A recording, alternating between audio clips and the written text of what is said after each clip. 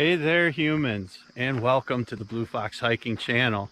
And I am excited to tell you that my brother and I are going to be hiking a bucket list trail for me, the Black Forest Trail in Pennsylvania. I think it's Tyodotin County. Sorry if I butchered that on you. But anyways, the Black Forest Trail, it's anywhere from like 43 to 50 miles, I guess, depending on who's running the GPS. We're going to be out here. We're planning on, 2 nights, 3 days. And we don't have a hard schedule, so we're just going to see how it goes. It's a lot of climbing. It's about 8,000 plus foot of vertical gain. So it's going to be a workout, to say the least. The weather should be nice, and we're here on a Tuesday. It's September 13th, and it's about 8:30 right now. Nobody else is in the parking lot. I think there was bad weather in the forecast, but it cleared up, and I think between that and just the time of year in general, we're gonna have most of the trail to ourselves, I'm expecting. If you're unfamiliar with the trail, it is just up, down, up, down, up, down. It's a roller coaster of hills. There's a bunch of river crossings that we kind of made on the last part of the day, so we're doing this clockwise. And this trail is known for its rattlesnakes and bears, so maybe we'll see some, maybe we won't, but we're up for anything. So it begins right here in the parking lot. And you ready, bro? Ready. All right, let it begin.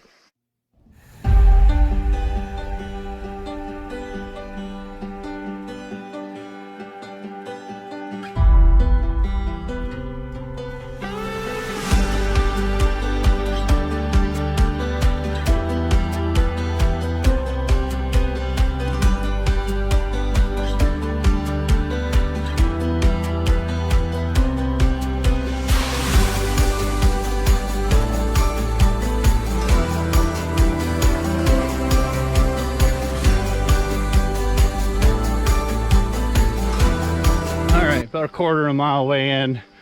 There are multiple places you can park to hike this loop. We kind of picked what I consider the main parking area down off Slate Run Road, and then there's just a kind of a road hike here, not very far onto the trail. So this is where we get into the woods, and we'll see what happens.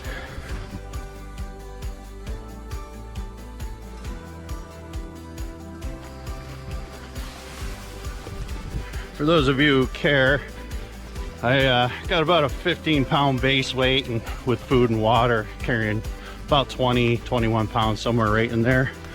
So not bad for me, far from ultralight, but come a far cry from the 30-pound days.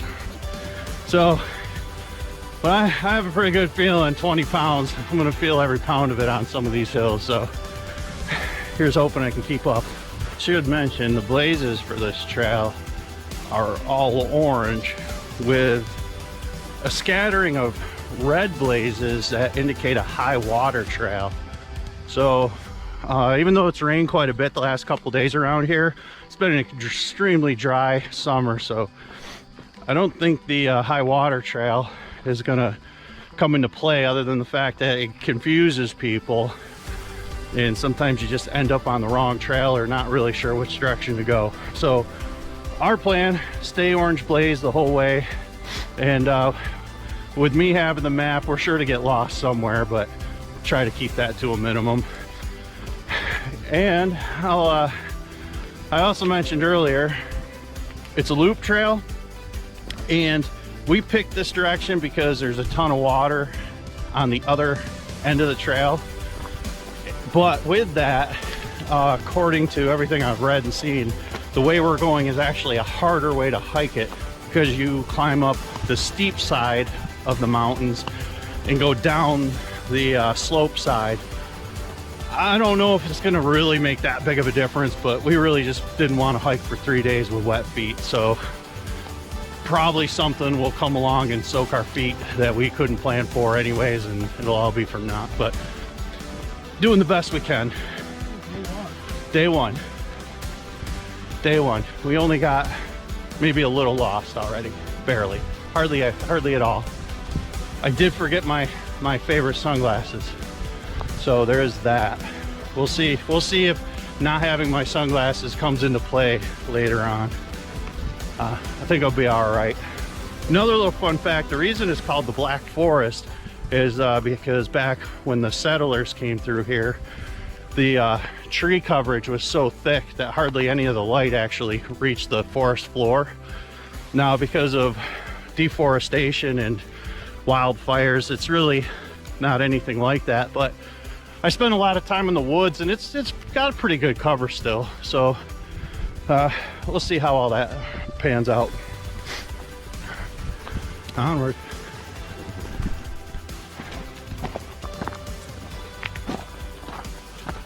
So up to this point, maybe 1.5 miles, maybe 2 miles in, whatever.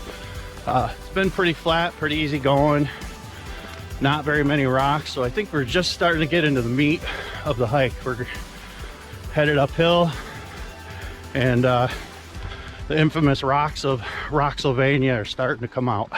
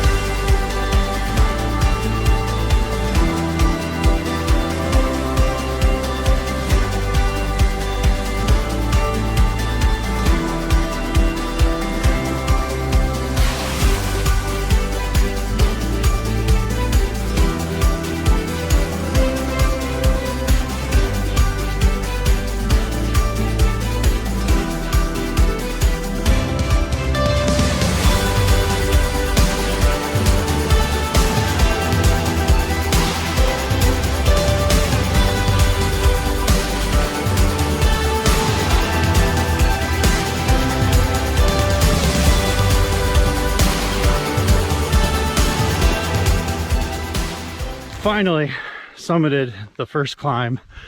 I don't know, guessing over 1,000 feet. It's pretty straight up, so that climb definitely kicked my ass. My brother's way out in front, but he is in way better shape than me right now, but I'm not going to tell him that. And when I catch up to him, I'm just going to tell him I filmed a lot of cool footage, and the hill was easy. I just wanted to take my time and enjoy the scenery. So I don't know, he might be done with the trail by now. I got the keys to the car, so he ain't going anywhere.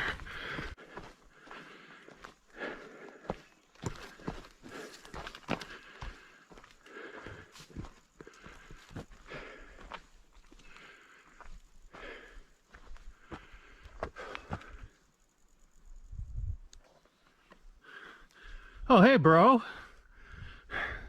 How you been? This is is awesome. He's up here enjoying the view. As I told you guys a minute ago, he definitely did not kick my ass up that hill. I took my time to get some wildlife footage. I'm pretty sure there was a frog for 25 minutes that I was checking out. So yeah, I definitely kept up with my brother, and I do the editing on these, so this will look like however I want. But where no. is he? Boy, I passed him an hour ago. Yeah, yeah, it was a good climb, to say the least. I get your blood flowing. So we're definitely, because my brother needs a break, we're gonna sit here for a minute, enjoy the view, because it is gorgeous.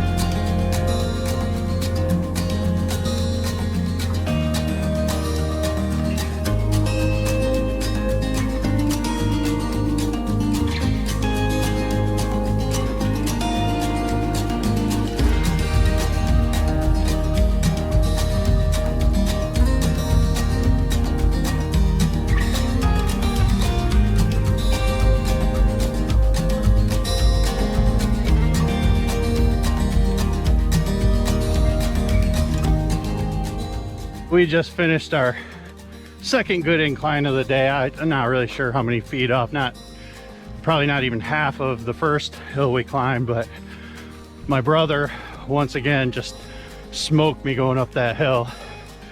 But as he pointed out, his reward for being faster than me now is he's silver blazing, which, if you don't know what that means, he's collecting all the cobwebs on the trail. And it's kind of nice because he's about the same height as me, so a lot of times little short people go in front of me and I still get all the higher ones up. So good job, bro.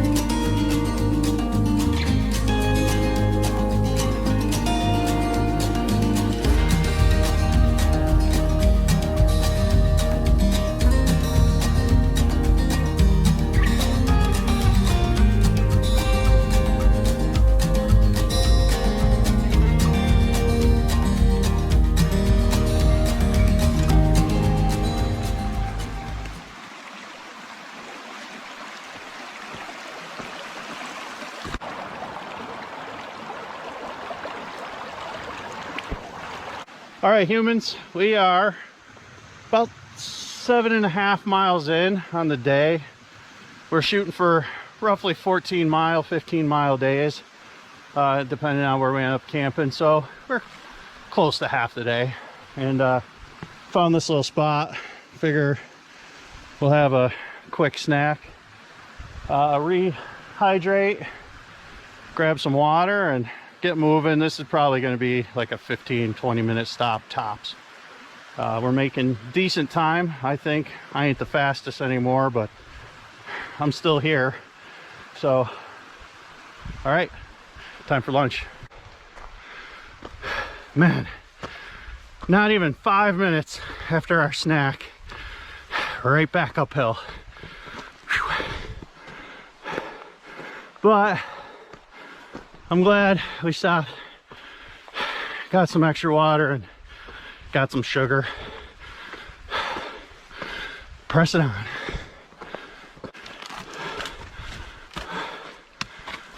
So I don't know if you can see this on camera, but if you watch my brother's feet sliding out from underneath them, that means this is really steep.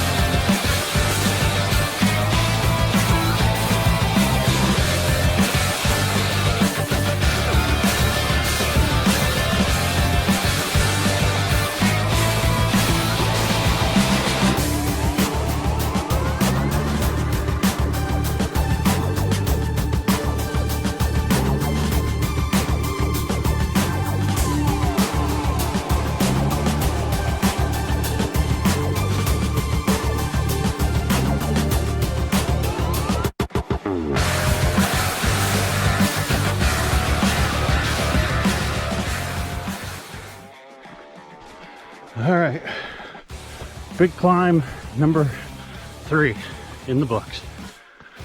It wasn't as steep as the other ones, but it just keeps going on and on. We're good, we made it.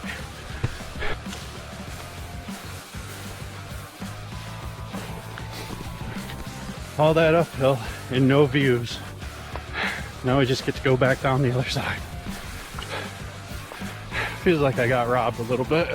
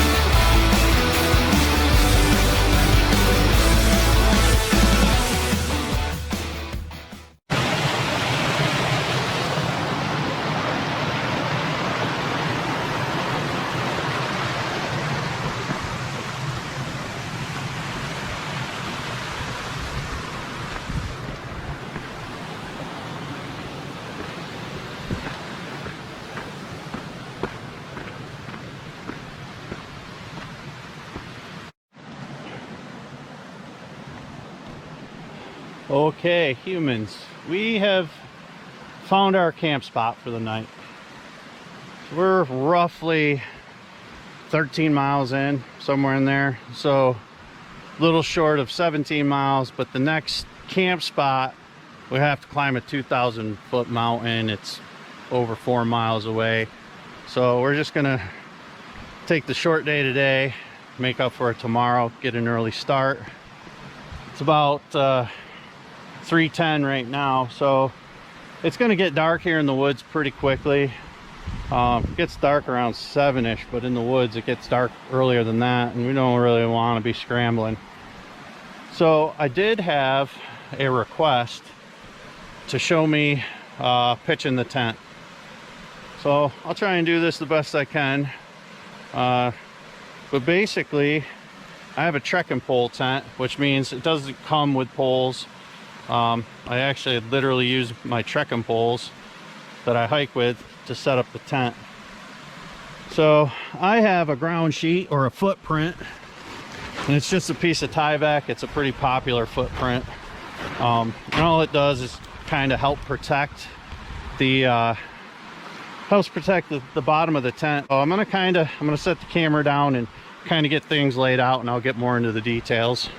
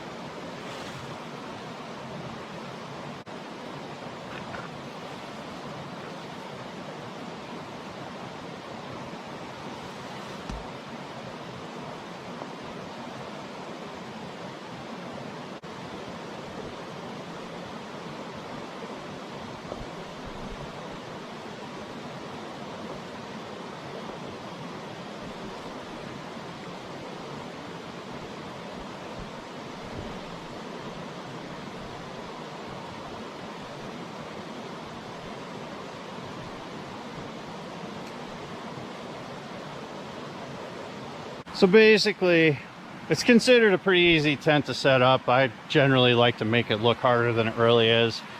But you just kind of get it sprawled out, get the four corners perpendicular with each other, so it's a kind of a nice square rectangle, and then put a couple stakes in. So hopefully I'm filming this good enough and the light's good enough, because it's starting to get dark.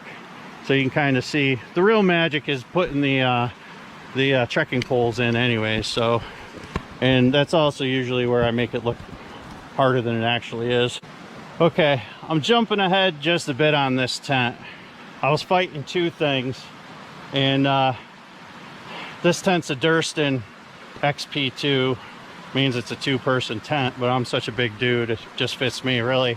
But I was fighting two things. One, the last time I put it away, I really just balled it up real badly and threw it in the bag because I was done hiking and I didn't care. And then two, it's not a freestanding tent, so you have to have stakes and you have to have the trekking poles to make it stand. And the stakes being in the right place is pretty key to holding this thing up. So it took me a minute or two to get the stakes to stay in the ground because, well, it's all rock and mud and they didn't want to stick. Now I can put more stakes in it once I get it standing, and it'll be a better pitch. But if I get my brother over here, why don't you come here and give me a hand real quick? He's like, I got a freestanding tent, so I don't have to deal with this crap. And there are tons of advantages to the freestanding tent, and I think they're still the most popular tent, although trekking pole tents are starting to become popular too. But if you just take the camera here, bro, and just point it in, you won't have the screen, but just point it in my general direction, it'll pick it up. Come over here. Gonna fall down. So I have the four corners staked out as square as I could get it, considering the muck. And the trekking pole you can put this in two ways. There is a vent here, and a lot of people will go down through the vent and have this vestibule zippered shut. I like the vestibules open, and so it has this grommet here to hold the pointy side of your pole, and it goes in there like this. And if you come around here, it's got this little ring, and the handle goes in there like so, and then you just extend your tent until it gets tight and lock your pole into place. And making sure your poles are long enough for a trekking pole tent's important, because they do make shorter trekking poles and they don't always work with these tents. Then we come around over here, and it's literally the exact same thing. I got the rubber band on the bottom there. Pull this up, find the grommet, put it in the grommet, extend until it's kind of tight, and I'll zip that side down because I'm not going out that way. So that is not beautiful. It's far from a good pitch, but to be honest with you, we're not dealing with weather, we're not dealing with rain, we're not dealing with snow. I will take a few minutes to square it up a little bit and put a couple more stakes in it, but it absolutely will work for what I'm doing. And I'll take this camera back, and thank you, bro. And just quickly, before I even put the guy lines out or put more stakes into it, I'll show you what we got going on the inside.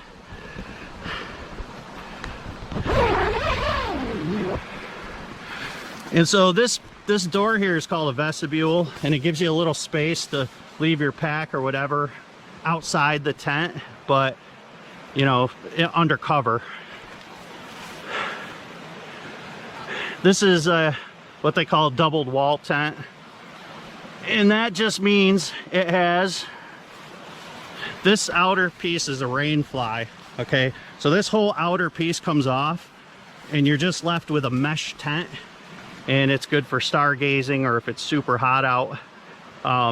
It's a little cooler than having the rain fly on, but we're leaving the rain fly on because it's going to get down to about 50 tonight. But then the inside here, which will be a little bigger once I tie out the guy lines. It pulls these walls out, gives you a little more space. But this is basically it right here. You're looking at it. It's got 2 pockets, which are super nice. That way you know exactly, you can put your headlamp in there or whatever. And I put a clothesline in here, and I'll hang anything I'm not wearing that might be a little damp. I'll just hang it in there and it'll dry throughout the night. So there you have it. I'll put my sleep pad in here in my sleeping bag, and most everything will fit in here with me when I'm done. So yeah, that's it.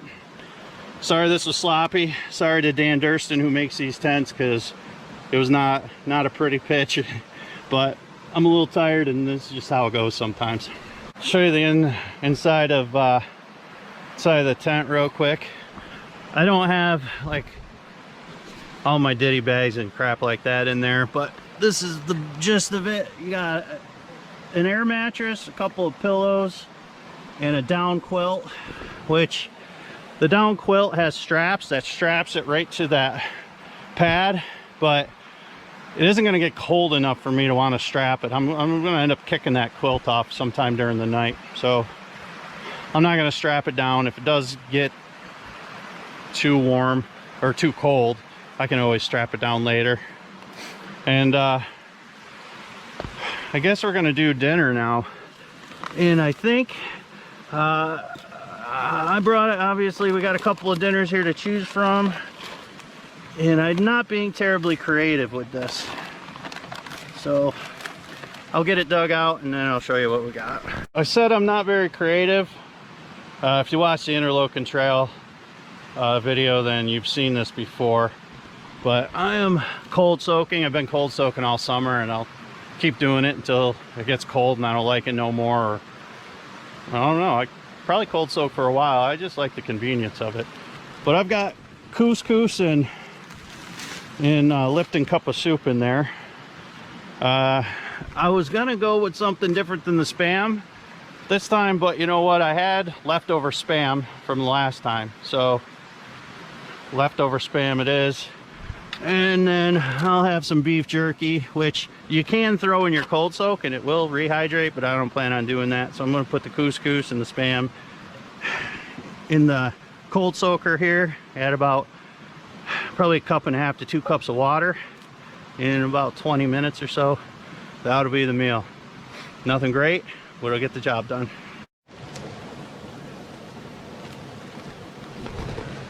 All right, ironically enough, Bro's got a fire going, but it doesn't look like he's cooking tonight either. Probably a little cold soaking action going on over there. But what's up? So the fire's for the bugs. The Idaho and potatoes are for my tummy, and I will be cold soaking them. I have always enjoyed potatoes. I have always enjoyed cheese, and so this is new to me though. The cold soaking potatoes.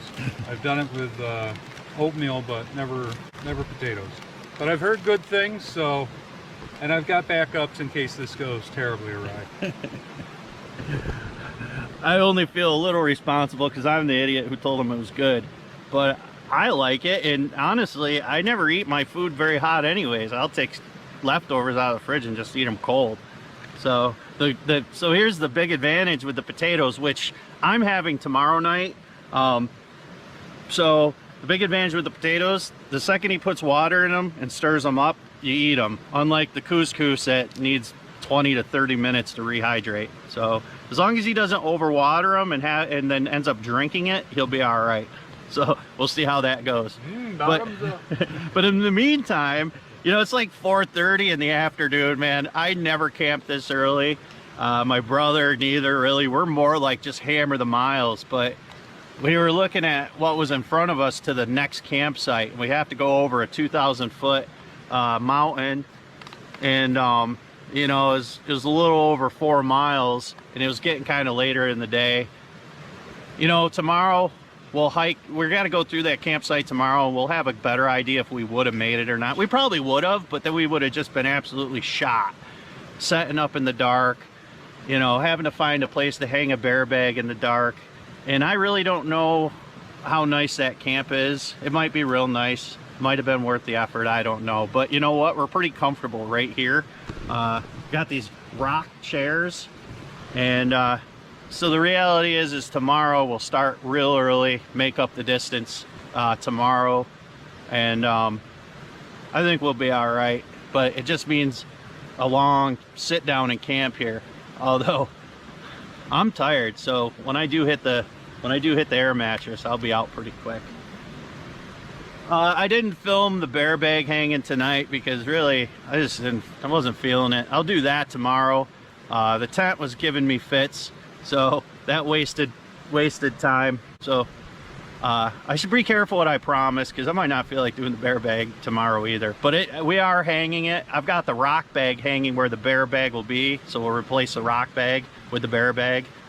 And if you've never seen a bear bag hung before, then you're not going to know what I'm talking about. You'll have to wait till tomorrow. Night, folks.